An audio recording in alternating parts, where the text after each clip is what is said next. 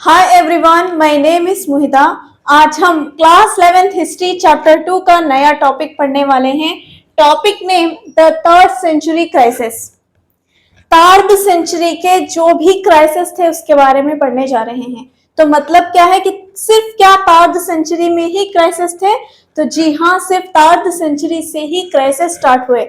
इसके पिछले first century और सेकेंड सेंचुरी में कोई लड़ाई झगड़ा नहीं होता था, बल्कि फर्स्ट और सेकेंड सेंचुरी को पीस की तरह माना जाता था, जहां पर प्रॉस्पेरिटी थी, जो कि इकोनॉमिक के एतबार से प्रॉस्पेरिटी थी और बहुत सारा अच्छा होता था। सब सुकून से रहते थे, लड़ाई झगड़ा नहीं होता था, इंटरनल वॉर भी नहीं होती थी, ना ही एक्सटर्नल वॉर हुआ करती थी। 2 सेंचुरीज बहुत ही ज्यादा प्रॉस्पेरियस थे और पीसफुल टाइम उस पीरियड को कहा जाता था। लेकिन थर्ड सेंचुरी से रोमन एम्पायर और ईरान एम्पायर में बहुत ज्यादा क्राइसिस होने लगी। वो क्या क्या क्राइसिस हुए, वो सारा का सारा कुछ आज हम इस वीडियो में पढ़ने वाले हैं।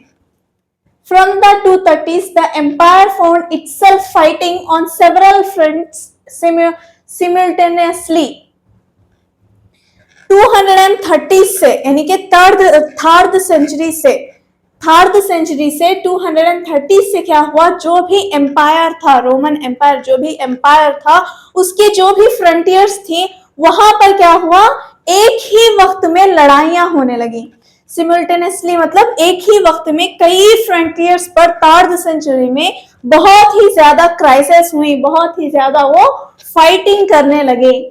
In Iran, a new and more aggressive dynasty emerged in 225. They called themselves Sassanians. और जो ईरान एम्पायर था, रोमन एम्पायर के बाजू में ही जो ईरान एम्पायर था, उस ईरान एम्पायर में एक ऐसी डायनेस्टी इमर्ज हुई 225 में कि वो डायनेस्टी क्या थी, अग्रेसिव थी, हमला आवर थी, लड़ाई करने वाली थी। और वो डायनेस्टी खुद को क्या बोलती थी, ससेनियंस बोलती थी। पिछली वीडियोस में भी हमने पढ़ा था कि जो ईरान था वहां पर डायनेस्टीज रूल किया करते थी, लेकिन जो रोम था, रोम में क्या था, एक कॉमन गवर्नमेंट सिस्टम होता था और वहां की आर्मी क्या थी, पेड प्रोफेशनल आर्मी थी। लेकिन ईरान एम्पायर में डायनेस्टीज रूल किया करती थी। जो 2 डायनेस्टीज थी, पिछली वीडियो में हमने पढ़ा था कि 2 डायनेस्टीज के बारे में पता है। उसमें 2 डायनेस्टीज जो थी, ससेनियस एक डायनेस्टी थी, जो कि ये डायनेस्टी क्या की, बहुत ही ज्यादा अग्रेसिव थी, हमला आवर थी, कई जगहों पर लड़ाई भी किया करती थी। And with in just 15 years were expanding rapidly in the direction of the Euphrates. और सिर्फ 15 साल में ये जो डायनेस्टी, ईरान की जो डायनेस्टी, ससेनियन डायनेस्टी जो थी, सिर्फ और सिर्फ 15 साल में यह क्या की, जो यूफ्रेट रिवर थी उसके बाजू से, यानी कि यूफ्रेट रिवर्स के पास का जो भी इलाका होता था, वहां पर क्या करने लगी, रेपिडली, तेजी से क्या करने लगी, एक्सपैंडिंग करने लगी। यानी कि जो ईरान एम्पायर था और रोमन एम्पायर था, इनके बीच में जो डिफरेंशिएट करती थी वो कौन सी रिवर थी, यूफ्रेट रिवर थी। यूफ्रेट रिवर के बियॉन्ड में ईरान थे और यूफ्रेट रिवर के इस बियॉन्ड में कौन थे, ईरान थे।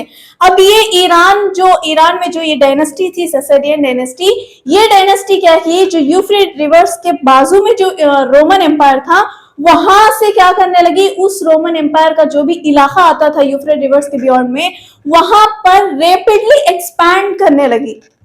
और हमें ये कैसे पता चला, rock inscription cut in 3 language. जो रॉक इंस्क्रिप्शंस था, यानी कि जो पत्थर पर इंस्क्राइब किया करते थे, 3 लैंग्वेज में रॉक पर इंस्क्राइब किया गया था, उसी की स्टडी करके हमें ये सारा का सारा कुछ पता चला है। Shapur I, the Iranian ruler, claimed he had annihilated a Roman army of 60,000 and even captured the eastern capital of Antioch. और जो ईरानियन रूलर था, रूलर का नाम क्या है, शापुर I। ये जो रूलर था, ये खुद क्लेम करता है, खुद ये कहता है कि इसने रोम की आर्मी 60,000 आर्मी को एनिहिलेटेड किया। एनिहिलेटेड यानी कि 60,000 आर्मी को उसने खत्म कर दिया, मार दिया, तबाह बर्बाद कर दिया। और जो रोमन के ईस्टर्न साइड में ये जो कैपिटल सिटी एंटियोक, जो कैपिटल सिटी थी, इस कैपिटल सिटी को भी उन्होंने कैप्चर कर लिया। पहले क्या किया उन्होंने यूफ्रेट रिवर के बियॉन्ड में क्या किए, हल्का हल्का, हल्का नहीं बल्कि तेजी से रैपिडली एक्सपैंड करने लगे। करते करते क्या किए, ईस्टर्न साइड में, रोमन एम्पायर के ईस्टर्न साइड में जो इनकी कैपिटल सिटी एंटियोक थी, इसको भी कैप्चर कर लिया और 60,000 मिलिट्री को भी खत्म कर दिया। Meanwhile, a whole series of Germanic tribes, or rather tribal confederacies, most notably the Alemanni, the Franks and the Goths, और जो जितने भी जर्मनिक ट्राइब थी रोमन एम्पायर के, जो वेस्टर्न साइड, जो जर्मनिक ट्राइब्स, बहुत सारे ट्राइबल्स कम्युनिटीज वेस्टर्न साइड में रहते थे, तो वेस्टर्न साइड में जो जर्मन ट्राइब्स थे जिन्हें क्या कहा जाता था, कॉन्फेडरेसीज कहा जाता था, यानी कि political unions, tribal political unions जो थे, जितने भी ट्राइबल कम्युनिटीज थी, मोस्ट नोटेबली, खास तौर पर जो ट्राइबल कम्युनिटी थी, एलेमेनी, द फ्रैंक्स और गोथ्स, ये जो तीन कम्युनिटीज थी, ये जो तीन ट्राइबल पीपुल्स थे, began to move against the Rhine and the new frontiers, and the whole period from 233 to 280 saw rapidly invasions। जो ये कम्युनिटीज वेस्टर्न रोमन एम्पायर के वेस्टर्न साइड में अच्छे से हंसी खुशी रहती थी, यही वो ट्राइबल कम्युनिटीज क्या करने लगी, ये जो राइन एंड डेन्यूब रिवर्स थी उसके बियॉन्ड में जाकर, उसके क्या करने लगी, उसके पास में जाकर क्या करने लगी, वहां के फ्रंटियर्स में जाकर रहने लगी। और ये जो टाइम पीरियड था 233 से 280 में, यहाँ पर बहुत ही ज्यादा तेजी से जो ये डायनेस्टीज थी वहां पर बसने लगी। अपना जो भी एम्पायर था ईरान एम्पायर में, जो ससेडियन डायनेस्टी थी, वो रैपिडली एक्सपैंड करने लगी। That stretches from the Black Sea to the Alps and southern Germany।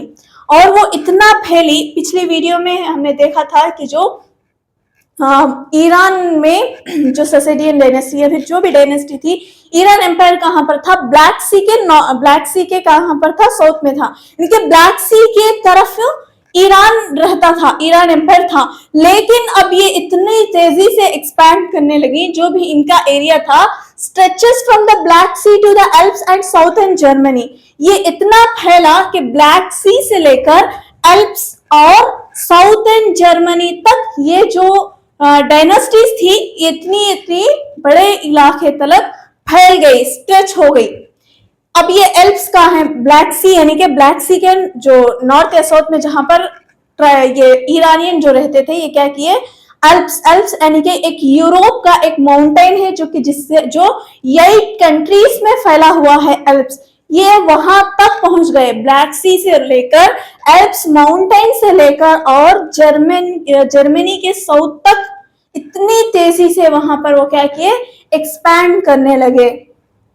The Romans were forced to abandon much of the territory beyond the Danube, while the emperors of this period were constantly in the field against what the Roman called barbarians। और जो Romans थे उन्हें force किया गया, उन्हें जबरदस्ती क्या किया, अपनी जगहों को छोड़ने पर मजबूर कर दिया गया। और ये जो रोमन्स थे क्या किए, डेन्यूब रिवर के बियॉन्ड में जाकर बसने लगे। और ये जो भी लड़ाइयां वगैरह करते थे, तो रोमन्स इन्हें क्या कहा करते थे, बारबेरियंस कहा करते थे, जो इस तरीके से लड़ाई करके तेजी से एक्सपैंड करके इनकी जगहों को छीनकर इन्हें वहां पर से फोर्सली उस जगह को अबंडन करने पर जो फोर्स करते थे, तो उन्हें क्या करते थे, बारबेरियंस कहते थे। In the 3rd century 25 emperors in 47 years। और 3rd सेंचुरी में, सिर्फ और सिर्फ 3rd सेंचुरी में 47 इयर्स में 25 एम्परर्स बदले।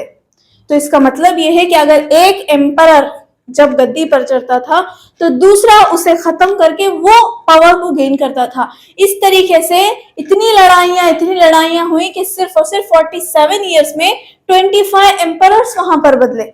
तो इस बात से अंदाजा लगाया जा सकता है कि 3rd सेंचुरी में कितने ज्यादा क्राइसिस हुए होंगे या फिर कितनी ज्यादा लड़ाइयां हुई होगी। तो ये जो हमारा टॉपिक था, द 3rd सेंचुरी क्राइसिस, हमने इस वीडियो में इन डिटेल कवर कर लिया है। अगली वीडियो में हम अगला टॉपिक भी इन डिटेल कवर करेंगे। Thank you very much.